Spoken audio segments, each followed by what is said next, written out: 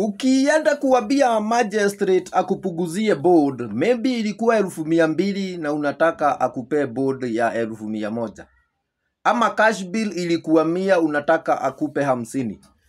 Kwanza jua kama ground yako ya kusema hivyo iko sawa kati yako wewe mwenyewe na chief wakwako na wazazi wako ama na watu wenu. Nasema hivyo kwa nini? Kitu ya kwanza magistrate ndio ya kupuguzia board. Anaweza kuambia wacha kwanza tuite probation akuhoji, then akileta ripoti naweza kupuguzia.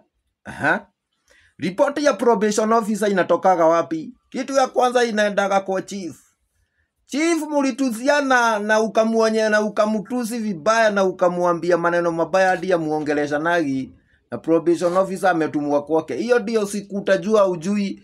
Hiyo ndio maana ya chief, na utakuja kupea chief respect wakati utakapojipata tunataka kupunguziwa board na magistrate ama cash bill. Ndipo utajua maana ya chief na mama yako na baba yako ama na watu wenu. Sababu kama una uhusiano mzuri hiyo board nakwambia haitashuka. Ita remain hivyo hivyo.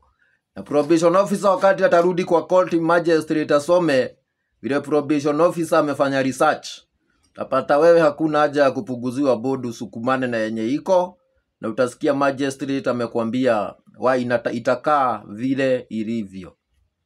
I say heshimu kiraoni.